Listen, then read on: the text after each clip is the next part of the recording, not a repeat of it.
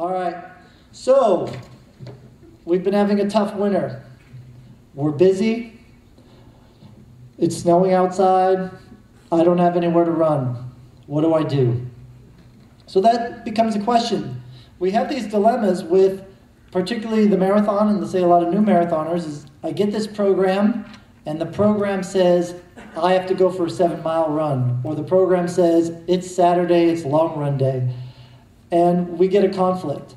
But we don't know what to do. So what do? Do we stick to the program, at all costs, or do we modify? And if we modify, how do we modify it? And most of these are tough questions to answer unless we know a little bit about what the ultimate goal is. So when we talk about adjusting our training, kind of the first thing we need to do is really identify what are the key things we're trying to get done in the week. So, pardon me, lost my page here. So for me, it's really about prioritizing things. And it may change from week to week, or it may be the same every week. It depends on your program and where you're coming from. So obviously we talked about long runs, and they're a huge priority. Maybe we have athletes who are doing tempo runs or interval sessions, and maybe they cycle through, and each one has a little bit of a different importance through the whole program. It just kind of depends where you are with your kind of marathon training. But I think the big thing is identifying, at least 2 runs out of the week that are very important to you, and what I would classify as your number 1 and your number 2. And when we have to adjust our training, the ultimate goal that's going to keep us afloat and keep us on the path is being able to get those 2 sessions in. So that's going to require, identifying what those are. So maybe it is my long run, and it is a tempo run or an interval workout, if that may be. Or maybe it's 2 long runs. It doesn't really matter. It's just that you understand what those key components are. Then it's being able to understand where this happens in the week. So maybe it is snowing, Thursday and Friday, or Saturday and Sunday. Well, it's being flexible and saying, okay, well, can I move my long run to a different day? Because we're identifying that's probably the most important thing we need to get done in the week. So it's all about being able to be flexible and shuffle it around so that we get those major things done. Then we can fill in with, I have a half hour, I can do an easy run over here, or I've got an extra hour over here, I can fill in something like that. But to know at the end of the week that you got your couple key sessions in is going to keep your mental confidence and keep the fitness going all the way through. So I think that's really important. So then we come to these scenarios where, I've identified what's important, but I'm still stuck because of weather or travel or sickness or whatever, and I need to understand what a plan B is. So for me, when I'm looking at with my athletes and when they all have these workouts out there, we may have a track session scheduled for Tuesday, but it snows and I can't get to the track, or the track's closed, or it's a holiday, whatever. We need to know, what's plan B? What can I do instead that's going to get that same thing done? So for me, I like to make sure my athletes will understand all of this and understand what we need to do. So maybe you had a fartlek session outside, and I can't do it because, it's raining or what have you. Well, do you have access to an indoor track? Can I switch that to doing it on indoors? Maybe I go from a 2-minute, repeats outside to some 400 meters on an indoor track, whether it's a Harvard or a Reggie Lewis or anywhere that you may be a member to. Or maybe I can hop on the treadmill and be able to get out there and do some treadmill intervals. Maybe you've never done that before, but it's not that hard to just increase the velocity and decrease it to get some interval running on a treadmill. Still get the hard workout in, even though it wasn't on a track, but I still got the session in. Hills. Obviously, we talk about hills, important component in the Boston race. And we want to look at, what's my plan B for hills? I want to get out and get up on Heartbreak, but I can't get out there, whether it's travel, weather, what have you. Well, guess what? It's really easy to mimic Heartbreak Hill on a treadmill. It's a 3.5% grade for somewhere between 800 and 1,000 meters, or roughly a little over a half mile. I can crank it out on the treadmill, get the work done, know I got my hill session in. Maybe I do it a couple times just for good measure. You can never be too prepared. And then the last one is being able to switch days, and we talked about a little bit that with identifying the key sessions, is being able to move things around and say, you know, just because I always do go to the track on Tuesday, doesn't mean that's the be-all, end-all. Maybe we have, you know, flip it up and we go to the track on Friday. It's not that big a deal as long as we know, again, key components, you know, these top 2 or 3 training sessions we're trying to get in the week, and then how to move them around. Great. Any questions there? All good? All right. So last, but definitely kind of not least in this little area, is what we call preventative therapy. Because if we're not healthy, then none of the above stuff is any good. So we have to stay healthy. And again, at this point in time, you know, we're getting this kind of halfway into most people's training. It's really important when the legs are starting to feel tired to take that couple extra minutes just to think about the importance of recovery. A great coach told me basically that you can only be as good in your training as in your ability to recover. So for me, and when I'm looking at my athletes, I'm always looking at how well do they recover before we stress again, because it's all about stress and then the adaptation to that stress. So when we talk about that, we want to make sure, hey, I go out on my long runs, I need to, you know, give myself 5, 10, 15 minutes to stretch afterwards. Rehydrate those legs, pump some blood in, kind of loosen everything up before I have to go out and go hard again. So take that little time to do stretching.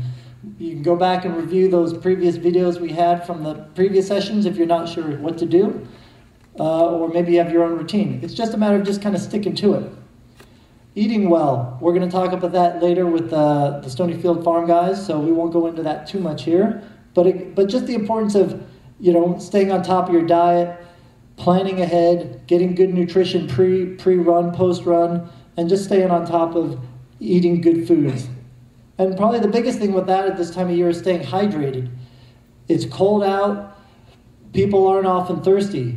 But when we're trying to put in all these long runs, it's really important to stay hydrated. And that will really go a long way in terms of keeping the legs healthy and not getting those little tendinitis issues, you know, little muscle cramps and whatnot. So stay on top of that.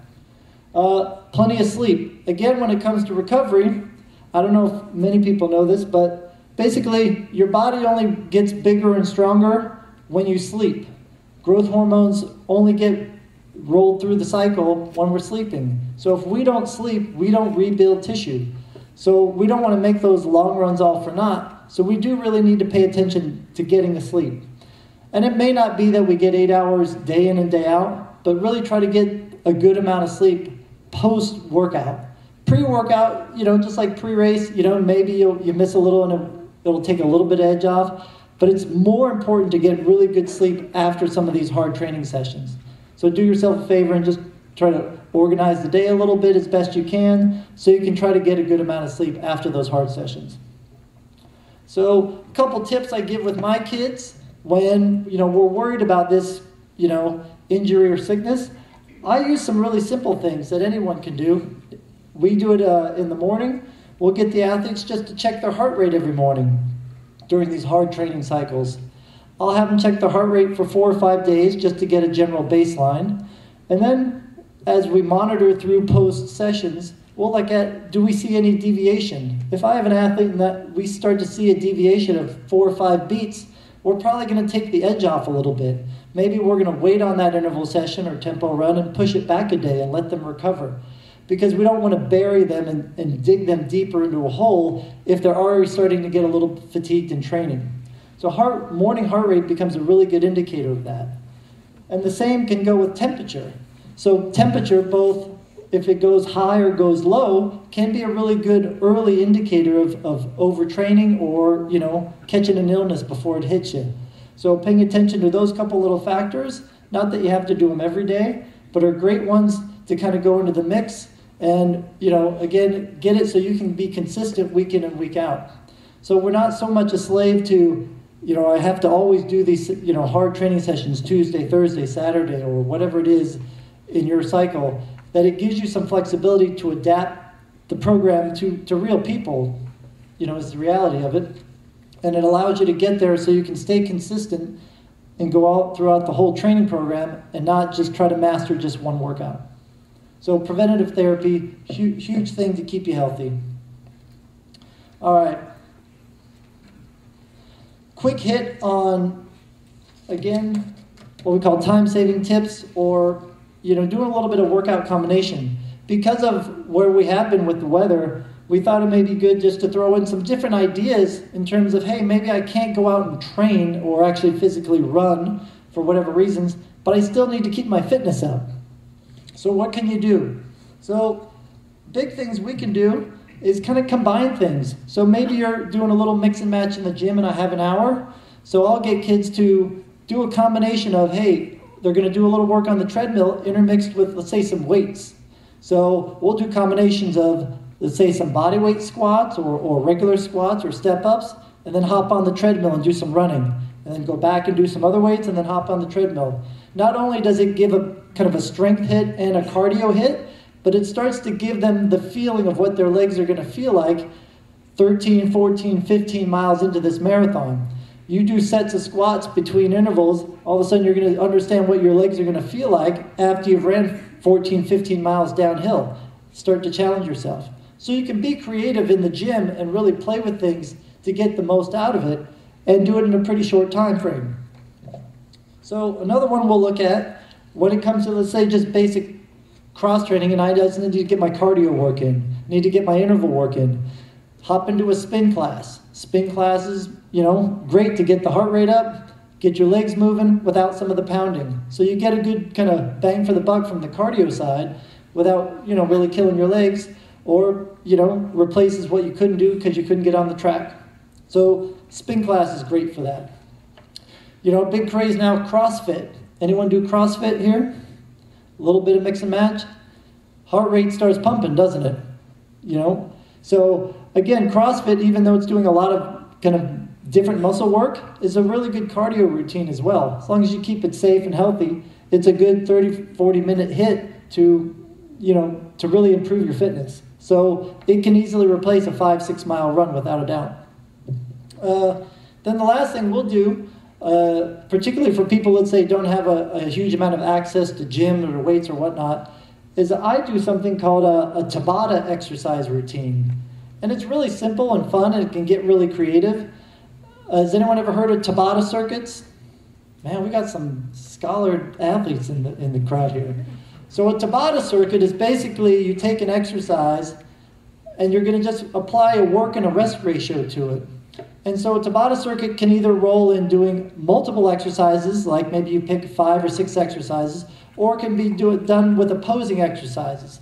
So an example could be doing something like a push-up and a row. And the way that would work is you do push-ups for 20 seconds, you take 10 seconds rest, then you do some rows for 20 seconds, take 10 seconds rest, and repeat that for a total time circuit. So we'll often do things like a 4-minute circuit of opposing exercises. With my runners, I typically do leg exercises because we're just trying to get them strong.